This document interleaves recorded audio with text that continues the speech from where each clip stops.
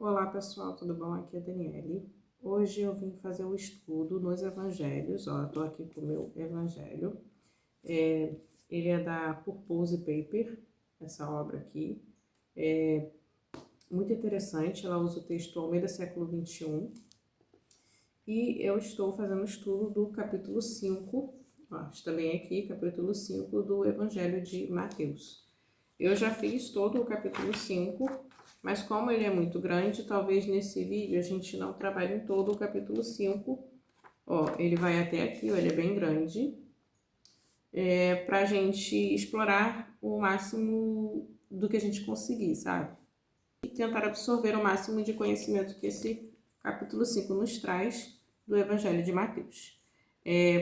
O texto aqui começa com o Sermão do Monte, as bem-aventuranças, e logo após Jesus ter passado pela tentação do deserto, ter sido tentado por Satanás e ter escolhido os seus primeiros discípulos, que até o presente momento aqui no texto nos apresenta que são 4 discípulos até o presente momento, que é Simão, chamado Pedro, o André, tem também Tiago e João, que são filhos de Zebedeu.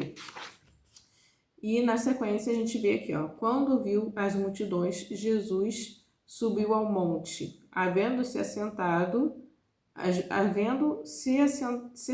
seus discípulos se aproximaram e ele começou a ensinar-lhes dizendo, aí começa o Sermão do Monte. Esse Sermão do Monte, ele não foca só, ou ele não fica só no capítulo 5. Ele vai até o capítulo 7, aí tipo assim, a partir do capítulo 8 que já não há mais o Sermão do Monte, já dá continuidade na história. Ou seja, o Sermão do Monte é um texto muito grande, o ensino dele é muito completo. Deixa eu até pegar outra Bíblia aqui, que mostra quando finaliza o Sermão do Monte certinho. Deixa eu pegar aqui. Essa daqui não mostra. Essa daqui é uma versão NVI. Ela não fala sobre quando finaliza, mas eu acho que a NAA fala. Eu já vi isso em alguma Bíblia. Eu acho que é a NAA. Deixa eu ver onde está a minha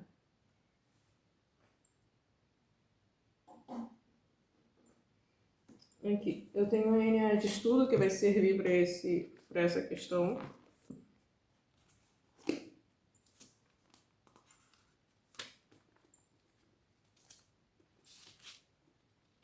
O fim do Sermão do Monte vai até o versículo 29 do capítulo 7. Então é isso mesmo, o Sermão do Monte. Tá escrito aqui, o fim do Sermão do Monte, eu acho que não tá focando, mas vai até aqui, tá vendo aqui? Tá escrito isso que eu falei, e esse aqui é o capítulo 8 de Mateus. Aí, no caso, o Sermão do Monte é do capítulo 5, 6 e 7. Deixa eu botar minha Bíblia aqui, depois qualquer coisa eu pego ela para usar com vocês. E eu queria falar um pouquinho com vocês sobre o que Jesus traz nesse Sermão do Monte. Eu escrevi aqui, o Sermão do Monte inclui a explicação de Jesus de como ele é o cumprimento da lei. Esse discurso não pretendia substituir a lei do Antigo Testamento, mas apontar para o cumprimento final e intenção espiritual da lei. Ou seja, Jesus ele não veio desfazer a lei, ele só veio explicar o sentido real da lei e como Deus sempre quis que nós aplicássemos a lei. O povo daquela época, o povo judeu, o povo de Israel, mas isso também reflete em nós, porque hoje em dia a gente vive no tempo da graça, mas a gente tem uma conduta de viver diante de Deus, tem um modo de viver diante de Deus que agrada a Deus e que Deus quer que nós vivamos desse modo. Só que é claro que aqui ele estava falando com o povo daquela época de forma direta, e isso acaba refletindo em nós um pouco. Aí eu escrevi algumas coisinhas aqui, eu destaquei os pobres em espírito, eu botei assim: quando você reconhece e admite que é totalmente dependente de Deus em todas as áreas da sua vida, material, espiritual, emocional e intelectual. Aí eu escrevi quando a gente é pobre de espírito. Eu continuei aqui o estudo Só que eu queria mostrar outra Bíblia para vocês, que eu tenho um estudo grande sobre esse assunto. Deixa eu só ler sobre os pacificadores. Ó, aqueles que são em tudo justos, refletem em seu modo de viver o caráter de Deus, e não aceitam e nem ficam calados diante da injustiça e do que é errado.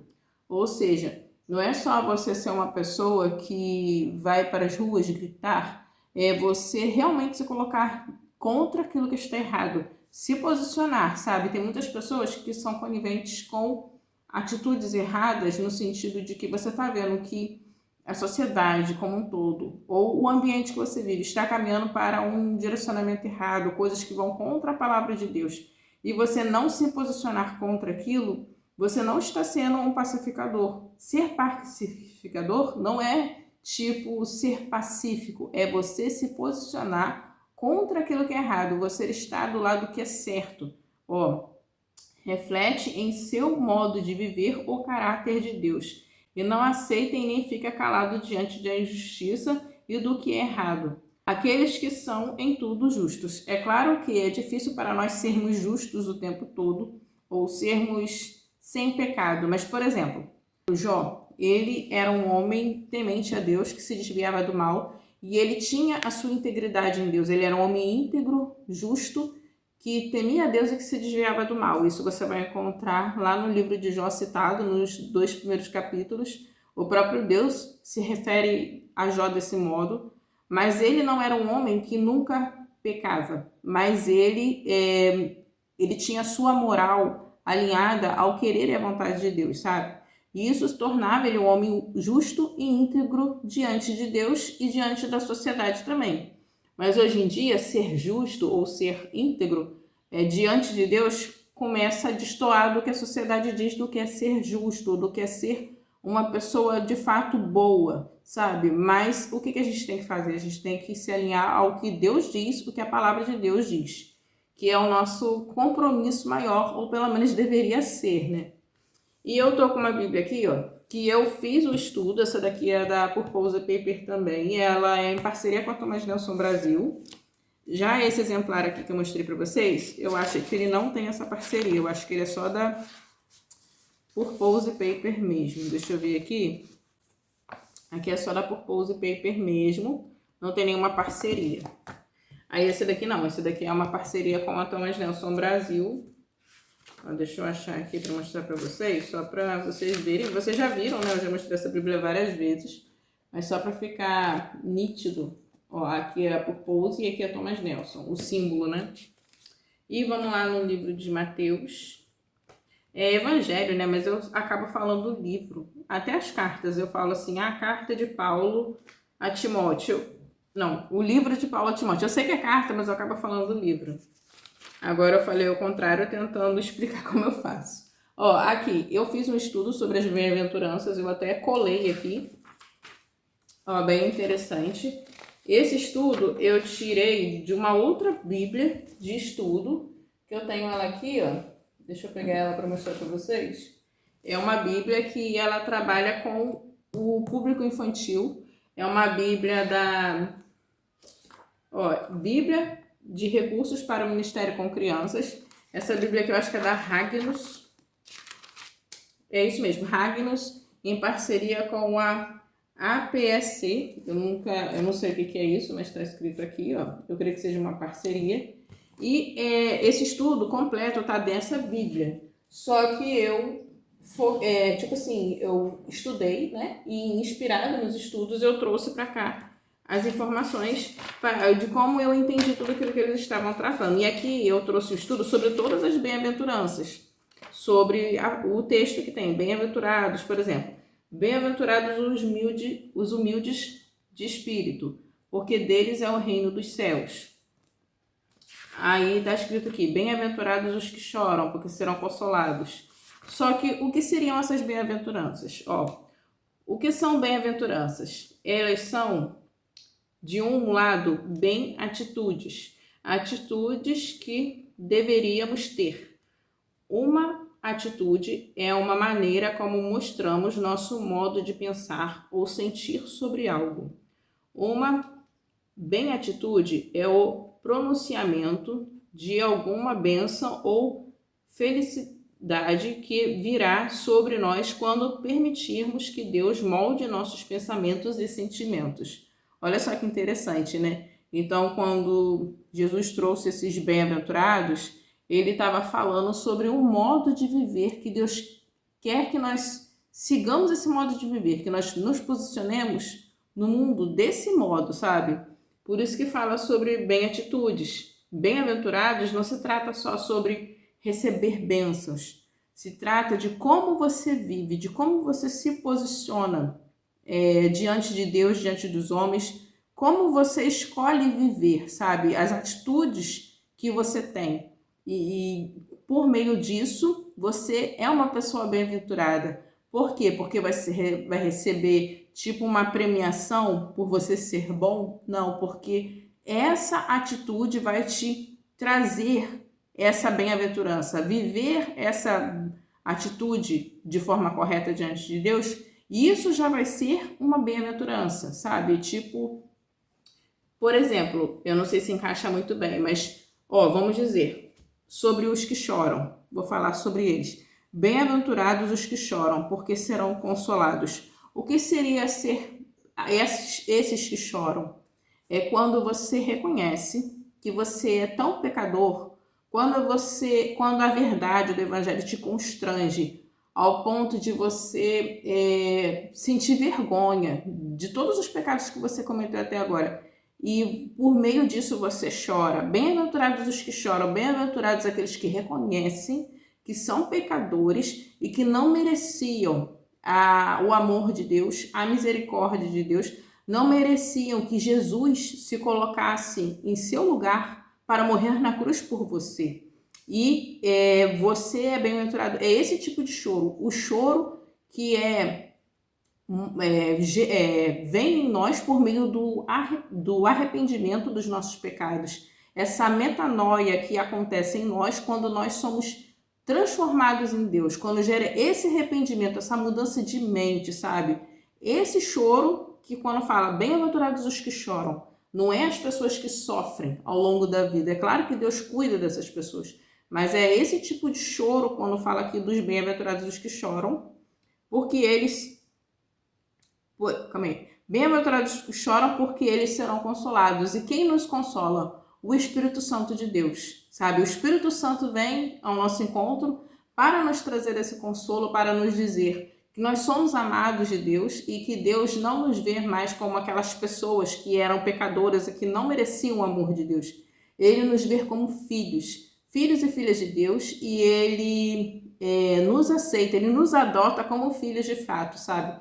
Quando Jesus ele toma o nosso lugar, não é só Ele tomando o nosso lugar, Ele cede o lugar dele, que é perfeito, para nós. Então nós passamos a ser vistos como filhos de Deus, sabe? Isso é muito bonito. E o Espírito Santo de Deus, ele trabalha desse modo, trazendo esse convencimento de que nós somos dignos de sermos filhos e filhas de Deus, mas não por nosso merecimento, mas sim porque alguém cedeu esse lugar de honra para nós e nós passamos a ter esse direito mesmo sem merecer esse direito, sabe? É muito bonito, é uma dualidade, mas ao mesmo tempo é uma conexão, sabe? Tipo assim, nós continuamos sendo não merecedores, mas Deus nos vê como merecedores, é muito interessante isso. E quando a gente é amado de Deus e quando a gente vive esse amor de fato, a gente continua tendo esse lugar de humilde diante de Deus, sabe? A gente continua preservando isso. Eu sei que eu não mereço, Deus, mas eu sei que você me ama e eu aceito esse amor. Aceitar o amor de Deus não é você achar que você é fulano de tal agora, mas é você reconhecer que você não merece, mas você recebe esse amor e você fica feliz por isso, fica grato por isso e você quer agradar a Deus em tudo. Não que o que você faça vá trazer algum tipo de, vamos dizer, validação para o amor e para a misericórdia que Deus está te dando, não. Mas porque você quer agradar a Deus, porque você quer ser de fato filho de Deus, aquele filho que traz orgulho para o seu pai, né? Vou continuar aqui. Aí nós temos todas as bem-aventuranças. Aí eu queria explicar para vocês o sentido dos bem-aventurados. Eu creio que ficou bem claro. Deixa eu ver se eu consigo falar sobre mais alguma bem-aventurança. Bem-aventurados os que choram. Eu falei sobre os pacificadores, né? Deixa eu ver o que fala nesse estudo para a gente complementar. Bem-aventurados os que têm fome e sede de justiça, porque serão fartos. Bem-aventurados os misericordiosos, os limpos de coração, os pacificadores. Você já viu alguma vez pai e filho tão parecidos que as pessoas dizem: é fácil ver que ele é filho daquele homem? Ó, interessante. Quando outros olham para a sua vida, eles dizem: esse é filho de Deus? Será que isso acontece quando alguém olha para você, em qualquer lugar que você esteja, ele te identifica como você sendo filho de Deus? Será que é pela roupa que você está usando ou será que é pela atitude que você está tendo? Talvez digam se você for pacificador. Aí ele estava respondendo: os pacificadores promovem a paz entre inimigos. Quando fazemos isso, nos assemelhamos a Deus. Ter paz com Deus e com os outros lhe trará grande felicidade. Aí ele cita Tiago 3, do versículos 17 e 18. Deixa eu ver aqui. Vamos ver o que está escrito, que aí a gente fecha com a chave de ouro.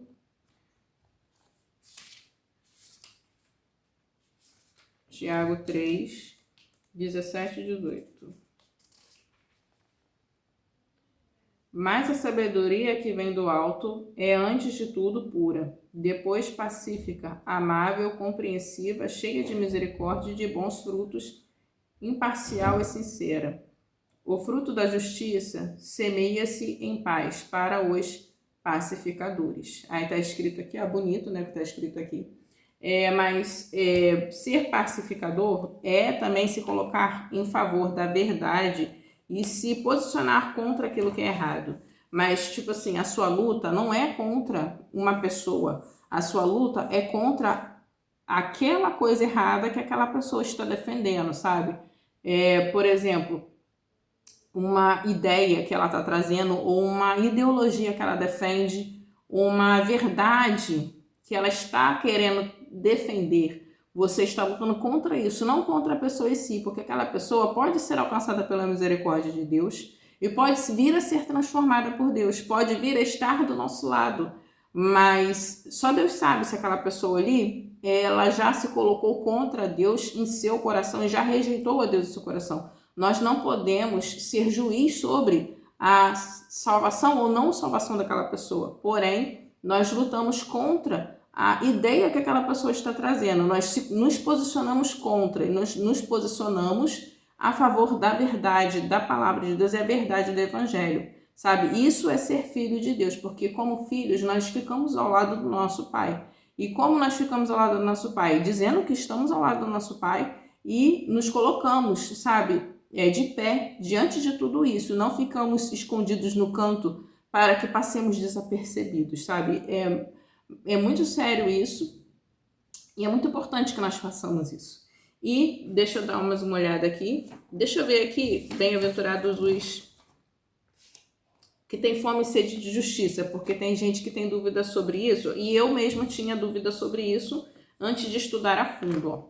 Assim como o corpo precisa de alimento e água, o seu eu interior, sua alma e espírito necessitam de água para satisfazê-lo. Alguns pensam que o dinheiro satisfaz, outros acham que precisam de prazer. Jesus diz que a única coisa que pode satisfazer a sua fome e sede interior é a justiça, isto é, agir corretamente. Olha só que interessante, né? Você quer fazer o que é certo? Só Jesus pode ajudá-lo nisso. Quando você o recebe, ele lhe dá a sua justiça. Aí ele pede para a gente ler lá em 2 Coríntios 5, 21. E depois nos dá o poder de viver realmente. Quando buscar a Deus e agir como se deve, vai sentir grande satisfação íntima. Será abençoado com a verdadeira felicidade. Ou seja, ter fome e sede de justiça é você viver de forma correta diante de Deus e de forma digna diante de Deus. Aí ele citou vários exemplos aqui, o que poderiam vir a nos satisfazer, mas que não é aquilo que de fato nos satisfaz. Aí ele citou várias coisas, inclusive ele citou o dinheiro, eu citaria também o poder, uma vida de status, né? Tipo assim, visibilidade e se está no topo do mundo na perspectiva mundana, mas nada disso nos satisfaz. O que nos satisfaz é ser corretos diante de Deus. Isso traz uma paz muito grande. Tipo aquelas pessoas que fazem o que é certo e às vezes a pessoa fala assim: ah, você fez o que é certo e fulano não reconheceu, mas fazer o que é certo traz uma paz muito grande ao coração daquela pessoa, mesmo que ninguém esteja vendo, mesmo que ninguém esteja reconhecendo. Isso traz uma paz e um alívio muito grande. A pessoa fala assim, pelo menos eu sei que eu fiz o que era certo, sabe? Traz uma satisfação muito grande, uma paz, assim, parece que você tira um peso das suas costas e faz assim, sabe? Eu creio que vocês já devem ter sentido isso, ter vivenciado esse momento. E realmente, o que nós temos fome e sede realmente é de fazer o que é certo. Por isso que falam, bem-aventurados os que têm fome e sede de justiça. E viver corretamente diante de Deus é desse modo que nós vivemos de forma justa, sabe? Viver a justiça de Deus é, de fato, por meio das nossas atitudes, por meio do modo que nós escolhemos viver diante de Deus. E a justiça que fala é a justiça de Deus, porque o mundo começa a distorcer o que é justiça. E hoje em dia o que o mundo diz que é certo, a Bíblia já está indo no sentido contrário, mas não porque a Bíblia está trazendo vamos dizer, uma segunda forma de ser o que é certo, mas porque existe só uma maneira de ser certo, que é a maneira que Deus nos ensina. E hoje em dia há muita confusão sobre isso. E nós devemos buscar viver a justiça por meio do que Deus nos ensina, por meio do que a palavra de Deus nos traz, sabe? Vamos ver mais alguma bem-aventurança? Eu já falei dos pacificadores, né? Então vamos ver esse aqui, ó.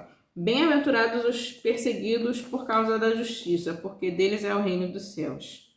Todos quanto queremos viver piedosamente em Cristo serão perseguidos. Isso está escrito lá em 2 Timóteo 3,12. Tratados com aspereza e crueldade. Os salvos podem evitar a perseguição vivendo como o mundo, rindo de piadas sujas, participando de brincadeiras perversas, não dizendo nada sobre Jesus Cristo e o que ele faz em favor deles. Mas então não teremos a bênção mencionada por Jesus. Olha só. Você pode ficar feliz por alguém ter te maltratar e perseguir por estar agindo certo? Deus diz que pode. É difícil ser maltratado por fazer o que deve, mas o Senhor Jesus nos deixa um exemplo. Aí eu já vou ler esse exemplo. É uma promessa para nos manter fiéis.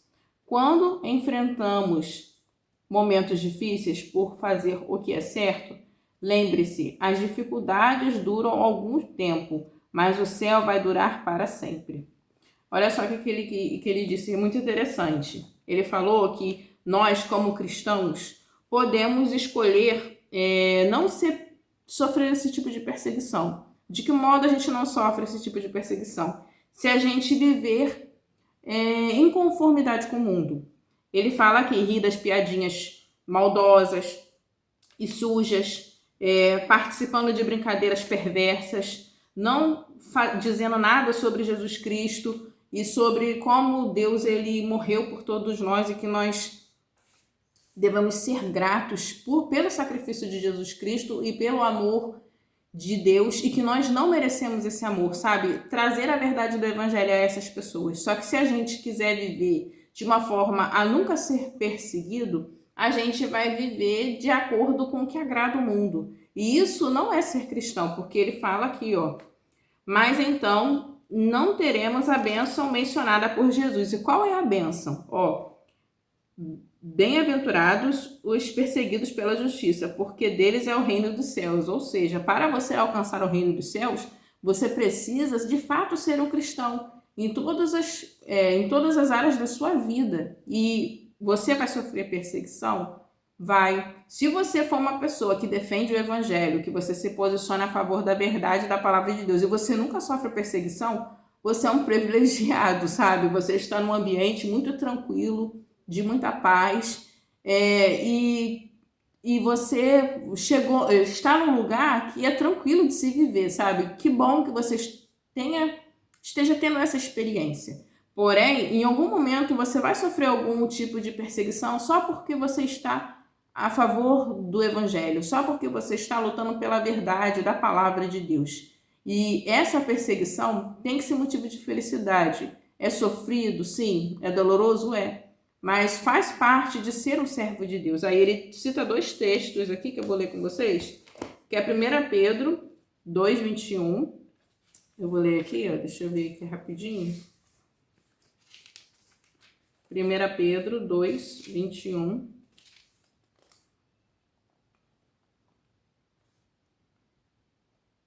Para isso, vocês foram chamados, pois também Cristo sofreu no lugar de vocês, deixando exemplo para que sigam os seus passos.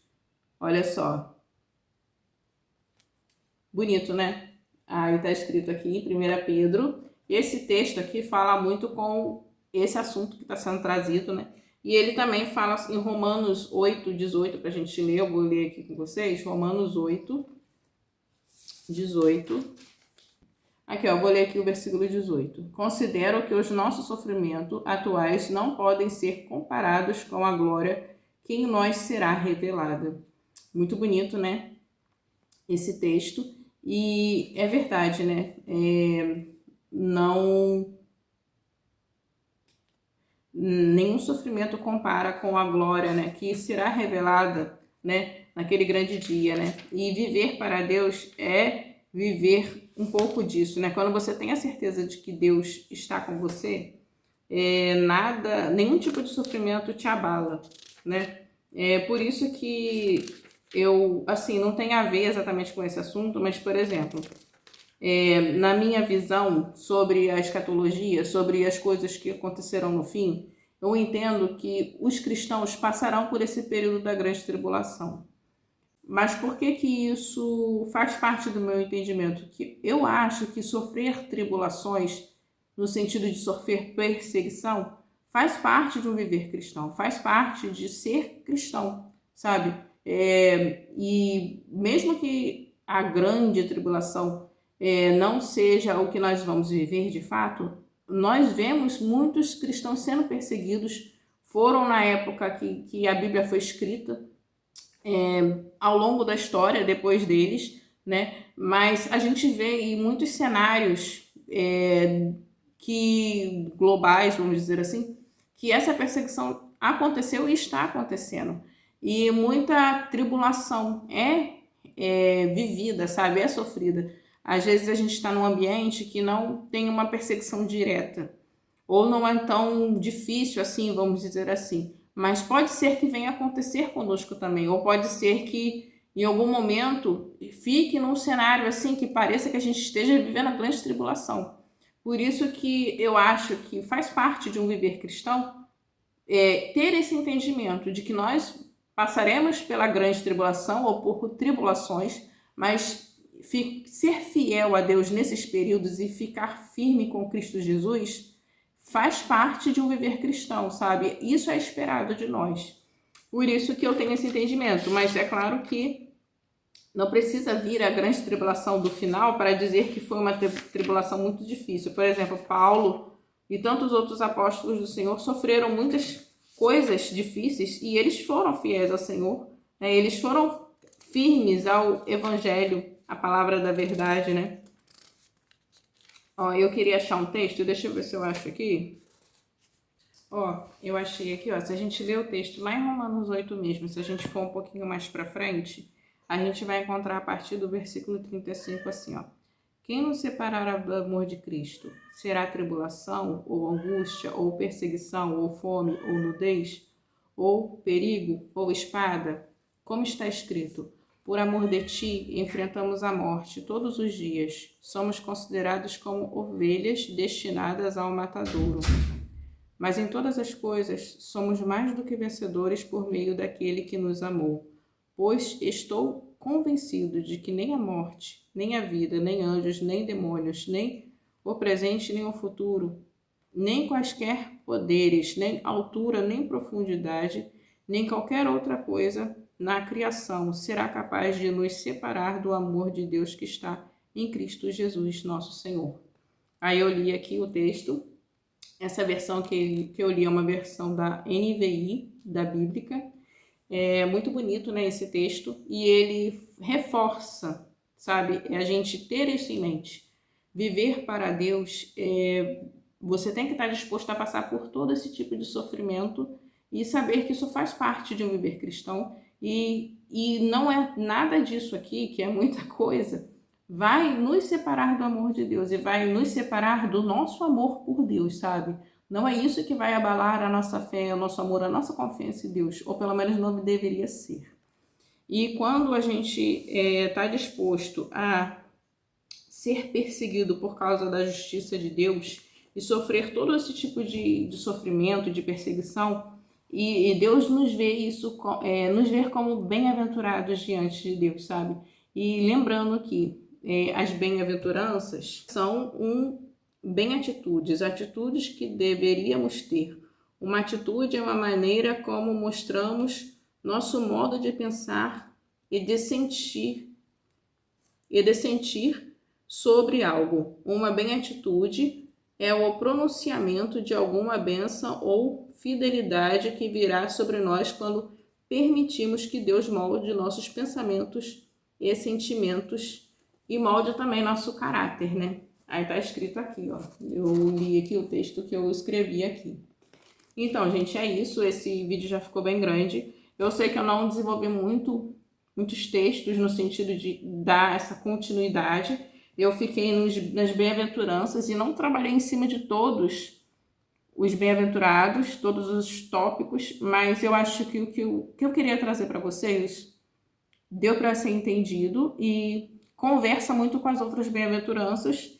E depois a gente dá continuidade aqui no versículo 13, sal da terra e luz do mundo, que dá para a gente continuar o assunto, né, do decorrer do texto, e a gente dá continuidade a outro vídeo para esse vídeo não ficar muito grande e para vocês ficarem com esse entendimento das bem-aventuranças, para vocês meditarem nesse assunto, sabe? Ser bem-aventurado não é só você receber bênçãos de Deus, é você estar disposto a viver de um modo que agrada a Deus, sabe? Você se colocar, você se posicionar de um modo a viver de fato essa bem-aventurança, sabe? Você viver para você ser visto como bem-aventurado diante de Deus, sabe? Não é sobre você receber, é sobre você se dar para Deus, é para você dedicar a sua vida a Deus.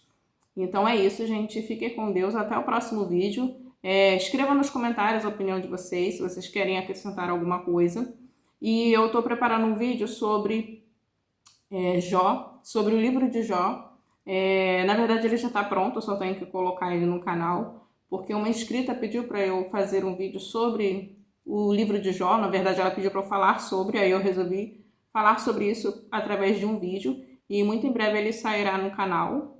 E alguns materiais que eu tenho mostrado para vocês também, ao longo dos vídeos, ao longo dos dias, das semanas, eles vão aparecer no canal também, porque eu já gravei, ó, tipo esse daqui é um Novo Testamento, só com o texto NVI, da Thomas Nelson Brasil, só que em breve sairá no canal para eu mostrar para vocês o que eu tô achando sobre esses materiais. Então, gente, fiquem com Deus e até o próximo vídeo.